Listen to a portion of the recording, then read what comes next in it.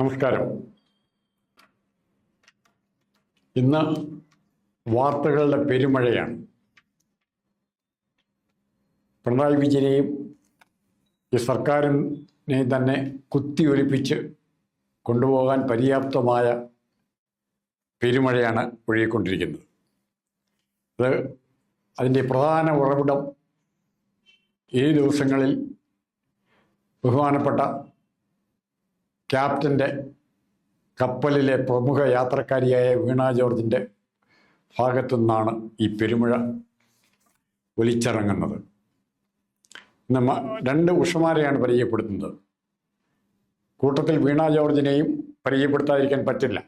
കാരണം ഈ രണ്ട് ഉഷമാരുടെയും പിതൃത്വം അവർ അവകാശപ്പെടുന്നില്ലെങ്കിലും മാതൃത്വം അവകാശപ്പെടുന്നില്ലെങ്കിലും രണ്ടും പരസ്പരം ബന്ധപ്പെട്ടിരിക്കുന്നു.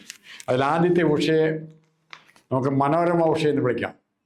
കാരണം 2021 5 വർഷം മുമ്പ് നടത്തിയ ഗർഭമാറ്റ ശസ്ത്രക്രിയയെ തുടർന്ന് ആലപ്പുഴ വണ്ടാനം മെഡിക്കൽ കോളേജിൽ നടത്തിയ ഗർഭപാത്ര ശസ്ത്രക്രിയയെ തുടർന്ന് ക്യാപ്റ്റൻ്റെയും വീണ ജോർജിൻ്റെയൊക്കെ മേൽനോട്ടത്തിൽ നടന്ന ശസ്ത്രക്രിയയെ തുടർന്ന് അവിടെ മെഡിക്കൽ കോളേജുകാർ വലിയൊരു ഔദാര്യം ചെയ്തു.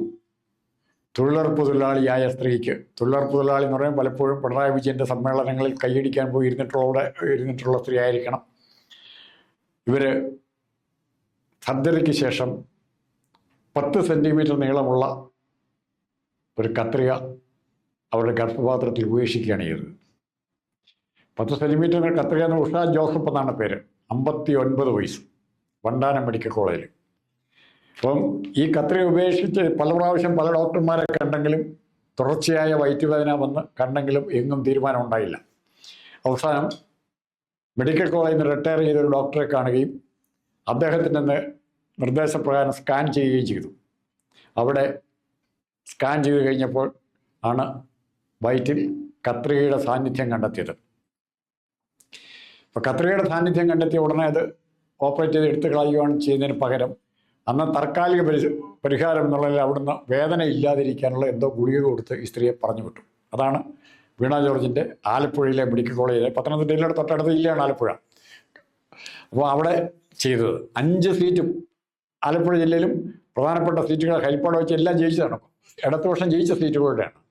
അവിടെ സംഭവിച്ച ആ ഹോസ്പിറ്റലിൽ വണ്ടാനം മെഡിക്കൽ കോളേജ്, പഴയ മെഡിക്കൽ കോളേജിലൊന്നായ വണ്ടാനത്ത് സംഭവിച്ച തകരാറാണിത്. ഈ തകരാറിനോടുള്ള ഇവരുടെ പ്രതികരണം പക്ഷേ എന്നെ അത്ഭുതപ്പെടുത്തിയത്, അതായത് കേൾവിക്കാരെ അത്ഭുതപ്പെടുത്തുന്നത്, ഇന്ന് വീണ ജോർജിൻ്റെ പത്രസമ്മേളനം കണ്ടു. നമ്മളൊന്നും ഇതുവരെ കാണാത്തൊരു വീണ ജോർജിനെയാണ് ഇന്ന് കണ്ടത്. സാധാരണ ഏത് സംസാരത്തിലും ധാർഷ്ട്യത്തോടെ വന്ന് ഇത് ഞങ്ങളുടെ കുഴപ്പമല്ല, മറ്റാരുടെയെങ്കിലും കുഴപ്പമാണ്, ഞങ്ങൾ അന്വേഷിക്കും, കണ്ടുപിടിക്കും, കുറ്റക്കാരെ ശിക്ഷിക്കുന്നൊക്കെ ധാർഷ്ട്യത്തോടെ പത്രക്കാരോടും നാട്ടുകാരോടും തട്ടിക്കയറുന്ന വീണ ജോർജിനെ അല്ല ഇത് കണ്ടത്. വീണ ജോർജിൻ്റെ ബോഡി ലാംഗ്വേജിന് വ്യത്യാസമുണ്ടായിരുന്നു. പരിഭ്രമിക്കുന്ന വീണ ജോർജിനെയാണ് കണ്ടത്.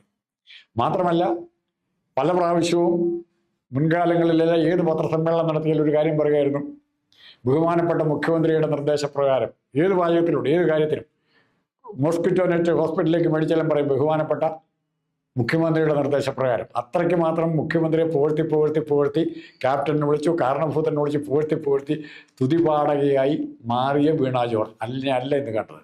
പിണറായി വിജയൻ കൊടുത്ത ധൈര്യമല്ല ഇന്നും കാരണം പിണറായി വിജയന് പോലും ഇപ്പോൾ ആർക്കും ധൈര്യം കൊടുക്കാൻ പറ്റാത്ത മാത്രം ദുർബലനായിക്കൊണ്ടിരിക്കുകയാണ് പിണറായി വിജയൻ. ഓരോ ദിവസവും ഓരോ കേസുകൾ പലതരത്തിൽ. അതുകൊണ്ട് ഇനി എങ്ങോട്ട് നോക്കും, രക്ഷിക്കാൻ ആരെ നോക്കും എന്ന് വെപ്രാളപ്പെട്ട് നിൽക്കുന്ന ഒരു വീണ ജോർജിനെ അവർ പറഞ്ഞിരിക്കുന്നത് ഇതിനെക്കുറിച്ച് അന്വേഷിക്കും, ശിക്ഷിക്കും, ഇത്രയും പഴക്കം ചെന്നതായതുകൊണ്ട് പോലീസിൽ വരെ കേസ് കൊടുക്കും, പലരും പെൻഷൻ പറ്റിപ്പോയി അവരെയും പിടിക്കും എന്നെല്ലാം വാചകടിക്കുന്നുണ്ട്. ഇനി മനോരമ ഉഷയിൽ നിന്ന് മാറി നമ്മൾ ദേശാഭിമാനി ഉഷയുണ്ട്. ഇവിടെ ലൈഫ് മിഷൻ പദ്ധതിയിൽ പ്രകാരം വീട് കിട്ടിയ ഒരു സ്ത്രീയുടെ ഇതാണ്. അവരും അവരുടെ വീട് വിൽക്കേണ്ടി വന്നത് ആരോഗ്യരംഗത്തെ കുഴപ്പം കൊണ്ടാണ്. പക്ഷെ മറ്റു കുഴപ്പങ്ങളൊന്നും ഉണ്ടായില്ല. അവർ ആരോഗ്യത്തിൽ നിന്ന് രക്ഷപ്പെട്ടു വന്നു. കാരണം 15 വർഷം മുമ്പാണ് അവർക്ക് ഓപ്പറേഷൻ വേണ്ടി വന്നത്, സർജറി വേണ്ടി വന്നത്. പിന്നീട് ഈ കാലത്തായിരുന്നു അവർക്ക് വീടും പോയേനെ, കത്രിക സമ്മാനം കിട്ടുകയും ചെയ്തേനെ. ആ രീതിയിലാണ് കേരളത്തിൻ്റെ ആരോഗ്യവകുപ്പ് മുന്നോട്ട് പോയിക്കൊണ്ടിരിക്കുന്നത്. ഇഷ്ടംപോലെ കേസുകൾ വന്നുകൊണ്ടിരിക്കുകയാണ്.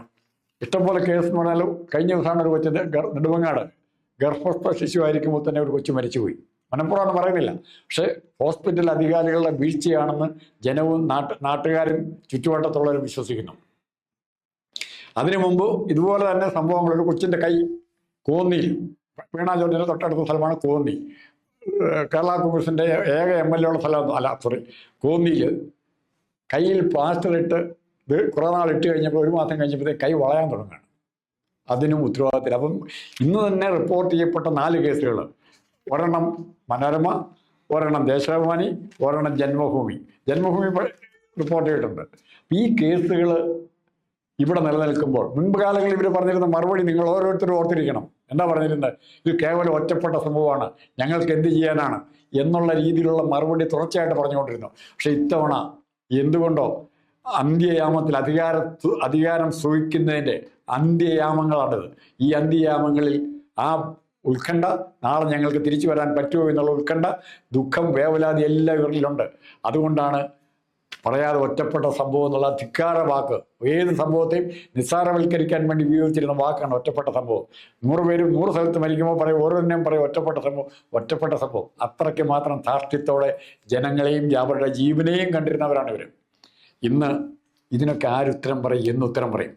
ഈ പിഴവുകൾക്ക് ഇവർ ഉത്തരവാദിത്തം ഇല്ലേ? ആലപ്പുഴ വണ്ടാനം മെഡിക്കൽ കോളേജ്, അതുപോലെ മെഡിക്കൽ കോളേജുകളിലെ മരുന്നിൻ്റെ ആവശ്യം, തുണിയുടെ ആവശ്യം, കത്രി, ഇങ്ങനെ എല്ലാം പറയുന്നുണ്ട്. അവസാനം നാട്ടുകാരെ കൊണ്ട് ഇതെല്ലാം പലതും മേടിപ്പിക്കാൻ ശ്രമിക്കാൻ തുടങ്ങി. ആവശ്യമില്ലാത്ത ലക്ഷക്കണക്കിന് കോടിക്കണക്കിന് രൂപ മരുന്നുകൾ മേടിച്ച് സൂക്ഷിക്കുകയും മെഡിക്കൽ സർവീസ് കോർപ്പറേഷൻ്റെ ഗോഡൗൺ തന്നെ കത്തിപ്പോയി. അവിടെ എന്താ ഉണ്ടായിരുന്നു, ഏത് മരുന്നാണ് ഉണ്ടായിരുന്നു, ഏത് കാലത്തുണ്ടാക്കിയ മരുന്നാണെന്ന് ആർക്കും അറിയാൻ പറ്റില്ല.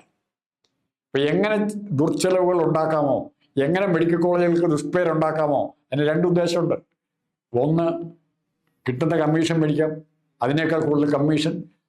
ഈ സ്ത്രീ പറഞ്ഞിട്ടുണ്ട്, യാതൊരു കാരണവശാലും ഇനി മെഡിക്കൽ കോളേജിലേക്ക് പോകുന്നതിനെക്കുറിച്ച് ആലോചിക്കാൻ പറ്റില്ലെന്ന് പറഞ്ഞിട്ടുണ്ട്. എന്താ കാരണം? എന്താ? ഭയമാണ്. മെഡിക്കൽ കോളേജിലേക്ക് പോകാൻ രോഗികൾക്ക് ഭയം ഉണ്ടാക്കിയിട്ട് എന്താ പിന്നെ അവർ എങ്ങോട്ട് പോകും? ഇവിടെ വൻകിട സ്വകാര്യ ആശുപത്രികൾ, ലക്ഷക്കണക്കിന് രൂപ ഫീസായിട്ട് മേടിക്കാൻ പറ്റുന്ന സ്വകാര്യ ആശുപത്രികൾ, ഡോക്ടർമാർക്ക് റിട്ടയർ ചെയ്താൽ ജോലി കിട്ടത്തക്ക രീതിയിലുള്ള സ്വകാര്യ ആശുപത്രികൾ എല്ലാം അവിടെ ഉണ്ടാക്കിയിട്ടുണ്ട്. പലയിടത്തും, തിരുവനന്തപുരം മുതൽ കാസർഗോഡ് വരെ ഇഷ്ടം പോലെ ആശുപത്രികളുണ്ട്. എന്തിനാ ഈ ആശുപത്രികളിലേക്ക് രോഗി എത്തിക്കുന്നതിൻ്റെ ഏജന്റ് കൂടിയാണ് വീണ ജോർജ്. ഓരോ ആശുപത്രികളിലും നന്നാക്കാനായിട്ട് കെട്ടിടം നന്നാക്കും, പെയിന്റ് നന്നാക്കും, നല്ല കർട്ടനും കുഷനും ഒക്കെ ഇടും. പക്ഷേ ആവശ്യത്തിന് രോഗികളെയോ മരുന്നോ ചികിത്സാ ഉപകരണങ്ങളോ കൊടുക്കില്ല. അത് മാത്രം മതി. ഇപ്പോൾ കുറേ കഴിയുമ്പോൾ ജനങ്ങൾ തന്നെത്താൻ മടുത്തു കഴിയുമ്പോൾ എന്ത് പറ്റും? ഉറപ്പായിട്ടും മടുത്തു കഴിയുമ്പോൾ മറ്റ് സ്വകാര്യ ആശുപത്രികളിൽ പോകാൻ ഇവർ നിർബന്ധിതരാകും. അതിനേക്കാൾ കൂടുതൽ എയിംസ് എന്ന് പറഞ്ഞ സ്ഥാപനം ഇപ്പോഴും പറയുന്നു, കേരളം സ്ഥലം ചൂണ്ടിക്കാണിച്ചു കൊടുത്ത എയിംസ് വരുമെന്ന് പറയുന്നു. സുരേഷ് ഗോപിക്ക് പറഞ്ഞു നിൽക്കാനുള്ള ആയുധമാണത്. കേരള ഗവൺമെൻറ് സ്ഥലം ചൂണ്ടിക്കാണിക്കുന്നില്ല, അതുകൊണ്ട് എയിംസ് വരുന്നില്ല. ആ എയിംസ് വരാൻ ആരാ തടസ്സം നിൽക്കുന്നത്? ഇവിടുത്തെ സ്വകാര്യ ആശുപത്രി ലോബിയുടെ ആവശ്യങ്ങൾക്ക് വേണ്ടി അവരിൽ നിന്നും കൈക്കൂലി കമ്മീഷൻ മേടിച്ചിട്ട് ഇവിടെ എയിംസ് വരാതിരിക്കാൻ ശ്രമിക്കുന്ന മറ്റൊരു ലോബിയുണ്ട്. അപ്പോൾ ഇതിലേതാ വിശ്വസിക്കാൻ പറ്റുന്നത്? ഈ രീതിയിൽ കേരളത്തിലെ ജനങ്ങളുടെ കണ്ണീരിന് വീണ ജോർജ് മാത്രം വില കൊടുത്താൽ മതിയോ? വീണ ജോർജിന് എല്ലാ പ്രോത്സാഹനവും നൽകുന്ന, ഏറ്റവും കൂടുതൽ ഭൂരിപക്ഷം കിട്ടിയ മട്ടന്നൂരെ കോവിഡ് റാണി എന്ന് വരെ പേരെടുത്തൊന്നും ഞങ്ങൾ സമ്മതിക്കില്ല. പക്ഷെ എന്നാൽ പോലും ജനങ്ങൾ അറിയപ്പെട്ടിരുന്ന ശൈലജ ടീച്ചറെ ചവിട്ടി താഴ്ത്തി പകരം പ്രതിഷ്ഠിച്ച ഒരു പ്രതിഷ്ഠയാണ് വീണ ജോർജ്. എന്തിനു വേണ്ടി എന്നുള്ളതൊക്കെ പിന്നീടറിയാം. പക്ഷെ ഈ പ്രതിഷ്ഠ ഇന്ന് ചുറ്റുവട്ടത്തുള്ള മനുഷ്യരെയാണ്.